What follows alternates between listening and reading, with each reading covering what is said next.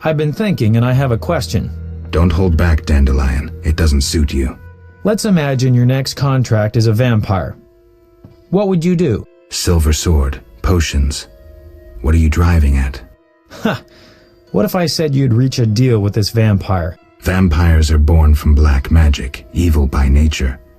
Negotiation usually ends with one of the parties losing a lot of blood, and it's rarely the vampire. And what if the vampire doesn't care to drink blood? They inherently drink blood, but I think you have something else in mind. Let me show you what drinking blood means to a vampire. Dandelion. Cheers! Cheers. Strong, but good. You were about to enlighten me. I just did that with that last shot. Listen to a man who's lived a little and not lost his memory. Higher vampires treat blood like we treat... Ooh, someone's coming.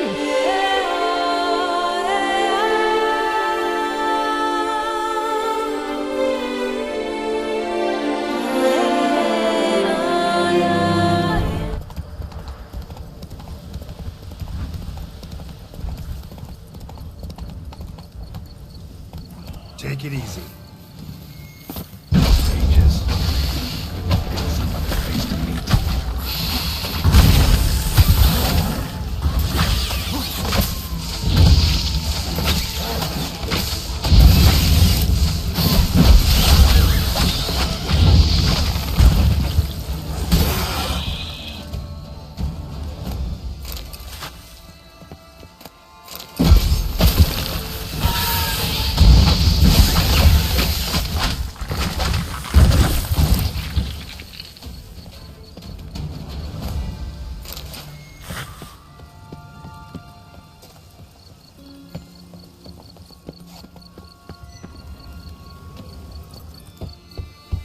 Regis! Damn it. Locked. No way I got the place wrong. This is it. Gotta be. Gotta be another way in around here.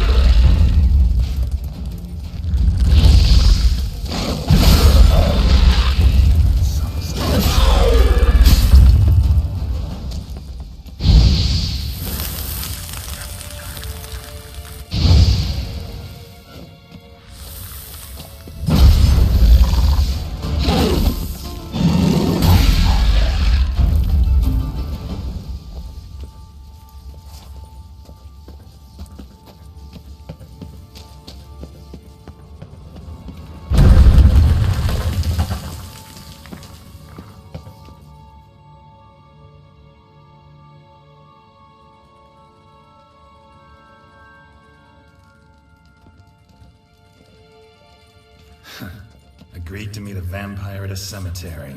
How much more cliché can you get? Nothing comes readily to mind. Could have left the door unlatched. What of my privacy? I value it rather deeply. Unmolested, especially by unwanted guests, that's my preferred state. Besides, I knew you'd find a way to get in. True enough. Need to find your friend. I'm hoping you'll agree to help. I shall do whatever's in my power. Yet what you want or even need must matter little. What matters is what Dettlaff wants. If he does not wish to be found, you will not find him. Ever. End of story. Come on. Gotta be some way.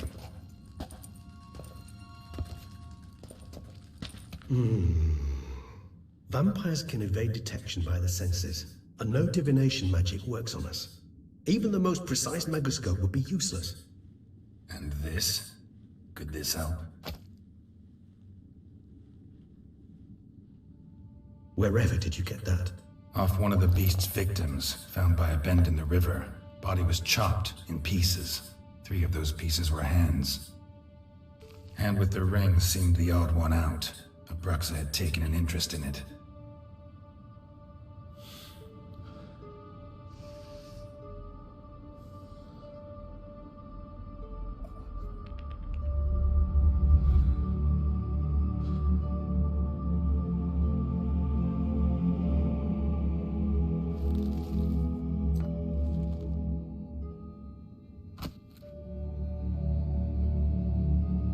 It's Dettlaff's hand, without a doubt.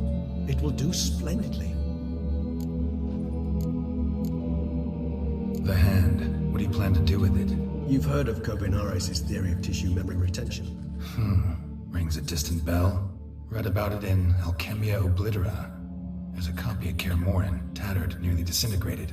But if memory serves, Kovinares never managed to prove it worked. He did prove it, just never managed to publish his findings. He and I corresponded, you see, after we became friends. Thus, I know he completed his research and performed the first tests. It's complicated, so without delving into details, it is possible to use any piece of tissue to reconstruct what a whole body experienced. How's it work? We need any special equipment? We must brew a decoction which Kovinares gave a rather poetic name, resonance. Once imbibed, it sends one into a trance similar to that induced by narcotics. This triggers visions of events linked to strong emotions experienced by the tissue's owner. Picture it as dreaming a fragment of someone's life. Any chance we might see what Dettlaff was doing just before he lost his hand? Indeed. Though I also hope resonance will reveal the location of Dettlaff's hideout. Ring's pretty intriguing. Made of no metal I've ever seen. And the ornamentation. It comes from our home, where we lived before the conjunction of spheres. It's actually mine. I received it from a dear old friend. You might call him a humanist. He saw us vampires as guests here, guests who owe their hosts, meaning you humans of the elder races, respect. Respect? Meaning not to treat us like cattle to be slaughtered for food? Precisely. And the reason why I, in turn, gave it to Dettlaff. To remind him of the ideals my old friend championed. Can't you just summon Dettlaff? You're both higher vampires, there's gotta be a way. If I'm to be entirely candid, there is indeed one. But believe me, we will be better off never availing ourselves of it. It is a last resort. Absolutely. Last resort? The hell? Why? There is a being who can summon Dettlaff. Possesses the authority, even the power, to force him to appear in a given place. But the very act of contacting this being, well, it's akin to walking a slack line extended over a chasm filled with molten lava. An exercise as perilous to me as it would be to you. A risk I'm unwilling to take. I beg you, let's do it my way. It will be both quicker and easier. Kovinares spent half his life proving his theory. Wild guess. Making a dose of resonance won't be easy. You guessed correctly. In addition to Dettlaff's tissue, we shall need a powerful occipital lobe stimulant. Effectively a poison, to make one susceptible to visions. Well, got a few ingredients to choose from. Unfortunately, all are pretty rare. There's Mamoon glands, but closest ones I know of are in Vizima. A spotted white saliva would also serve, but they were cold to extinction over a century ago. Could go with a kobold's eyes, but the creatures are sentient. Rather not gouge one's eyes out. Given that we lack the time to sleuth this out ourselves, permit me to summon some help.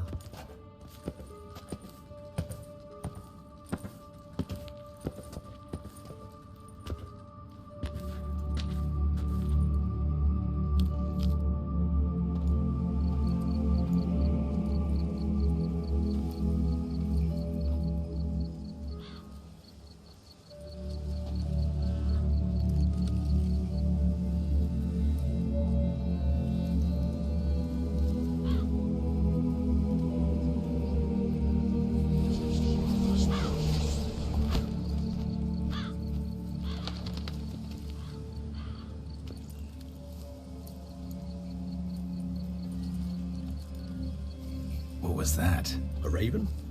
Rather a common sight at this latitude. Very intelligent fowl. I asked him to look for the creatures you mentioned. Him and his brethren. Perhaps they'll find one in the area, and I would hazard that a flock of ravens will spy any said creature faster than a solitary witcher would. With all due respect to your skills, my friend. It will take them some time nonetheless, so perhaps you'd care for a snifter of mandrake. Rarely say no to a snifter. Sadly, this is but a weak infusion rather than a proper distillate. Even better. I remember your mandrake hooch. Made people say things they'd have rather kept to themselves. Now, what could Geralt of Rivia prefer to keep to himself? So, think you've set a nice little trap for me? Sorry. Want to get me to confess? Gonna have to try harder. I love a challenge. In that case, my ears are cocked. What must I do? How about you get the ball rolling? Reveal one of your secrets. Vampires, intriguing creatures, must lead fascinating lives. Anything in particular interest you? Curious what you did after you were reborn. As I'm sure you can surmise, at first I was thoroughly absorbed with recovering. As it is, I've still not recovered completely. Yet I was so weak the first year that I could not stand nor move on my own. Detlef bore my weakness bravely, showed great patience. If not for him, I wouldn't be here, and I'd have regenerated far slower. Once I could at last stand unassisted, I set off for Bruges, for my one-time home of Dillingen. There I led the peaceful life of a rural healer and surgeon, enjoying my neighbours' respect and, in fact, constituting the exact opposite of the monstrous vampire the populace imagines. Bruges, you say? Rebirth make you sentimental? Perhaps a dash. But what of you? Where have you been? Ever find your Cyrilla? Back then, yeah. But we parted again soon after. And when the time was ripe, she came back. Defeated the Wild Hunt together. Ooh. Seems I certainly missed quite a bit while I was absent. True enough. But it's a conversation we'll have another time. Need to know more about you now. Gotta ask you the big question. One everyone wonders about. What happens after death? You wish me to tell you if the human belief in the gods is well founded? Well, that I do not know. We vampires differ exceedingly from you humans. Our matter, that of which we are composed, can exist without form. We require neither a heart, nor a brain, nor air to breathe. But were you dead? As humans understand death, yes. Feel anything? Understand anything? It's rather hard to explain. I felt something very unsettling. Something I cannot even name, for I did no reasoning. Only after rebirth did I begin to understand that what I had felt was cold and unimaginable fear. If not for Detlef, I might have drowned in an eternity of icy terror. Can't have been alive then. Sheesh, experience like that must be vicious. Indeed, it's hard to compare to anything I know. Yet you are aware we don't see death as you do. The way you cling to life, we find it entirely peculiar. You are mortals, ergo it's a foregone conclusion. You will die. It's but a question of time. Thus, I often find myself wondering why you try so very hard. To die at 20 years, 40, even 100, what's the difference? They're all but the blink of an eye. Depends on your point of view. Man who's got 1,000,000 crowns to spend can't possibly understand one who's only got 20. Very true. One's outlook can indeed change much. Got a new life, new body. That give you a new start, blank slate? Starting all anew is a very broad concept. What exactly do you mean? Your blood addiction, say. Wondering if your body's the same, if it still remembers. Maybe if you drank now, you wouldn't get hooked. All addictions are a form of slavery. Re-addiction's not a risk I'm willing to take, just to test a hypothesis about corporeal regeneration and whether propensities carry over. Fair enough. Curiosity, that's all. Sorry. Not to worry, Geralt. Curiosity is a natural reaction under the circumstances, apart from which I've always valued that trait in you. Always fascinated me the way vampires can regenerate. A hand growing back is one thing, but Detlef recreating you out of a wet smear? Something else entirely. A difficult and laborious process, but one that's possible, as my presence proves. But I've heard you too had quite the adventure. They say you lost your memory.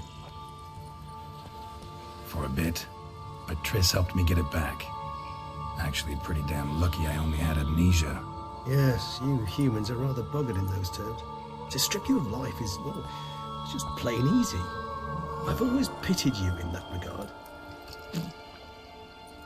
We vampires are much harder nuts to crack. If a member of another race kills one of us, we can be reborn with a living higher vampire's help. However, if one of our own strikes the deadly blow, death is permanent. There can be no rebirth. One of the chief reasons why vampires long ago swore never to fight one another. All right, give you one question. What do you want to know? One question to ask one as fascinating as you, Geralt. Cruel parsimony, I'd say, but I shall do my best to make it count. If you were to die and be reborn as I was, in your new life, would you choose to be a witcher? See, Regis. Doubt I'd know how to be anything else. Ever tried? See, you're determined to get an answer, to find out if I like being a witcher. Just refuse to ask directly, as always.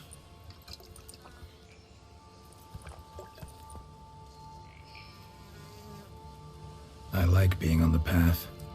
I like picking up a lead, a trail. I like the tension right before a fight. And nothing gets my adrenaline flowing like battling a beast. Even gotten used to people treating me like a freak, an outcast.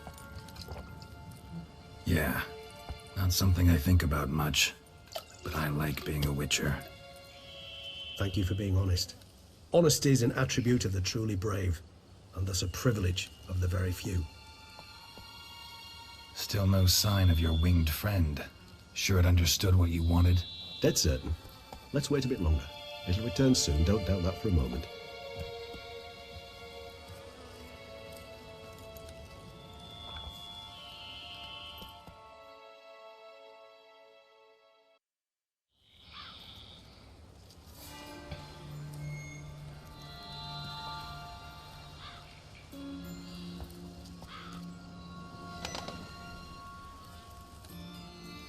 Ever vigilant even in his sleep. Quite vampire-like, in fact. Are you absolutely certain they don't administer a few of our genes during the trial of the grasses?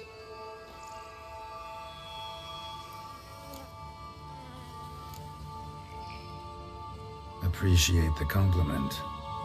Got something for me? You were right. No kobolds or mamoons for miles around. Knew it. Allow me to finish. You see, there's this spotted white. It haunts an abandoned residence in the Caraberta woods. Impossible. My brethren hunted down every last spotted white before I was born. Then it seems you must revise your knowledge of spotted whites. For somehow this one managed to survive your brethren's onslaught. It seems I know this home it haunts. Recall a tale about it. Locals believe the place cursed. Perhaps that's how the white survived, entirely unmolested. Know anything else about this curse? I don't recall much in particular. Really don't attach much importance to such things. It was mentioned to me as an anecdote, no more. Come on, search your memory. Something, anything could be important. I believe it had a relation to hunger, or, perhaps greed, rapacity. Someone was punished for something. Textbook definition of a curse, pretty much. Sorry, Geralt, I try not to clutter my mind with the details of every far-fetched tale I happen to hear. What are your thoughts? A specimen of a species thought long extinct, and a curse, in one place. That a coincidence, or are they related?